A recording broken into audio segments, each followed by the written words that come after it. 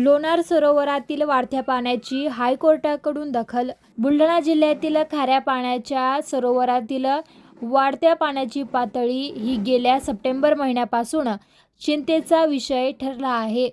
यामुळे सरोवराचे तसेच आसपासच्या जैवविविधतेचे अस्तित्व सुद्धा मिटवण्याच्या शक्यता वर्तवल्या जात आहे.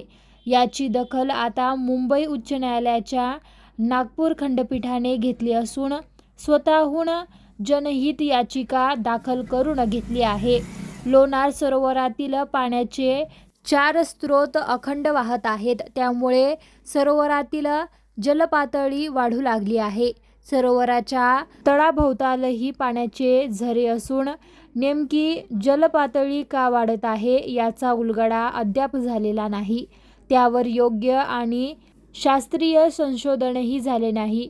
त्यामुळे आंतरराष्ट्रीय स्तरावरही संशोधनासाठी लोणारचे महत्त्व आहे. जनहित याचिकेमुळे आता सरोवरात होणारे बदल याकडे लक्ष वेधले जाऊ शकते.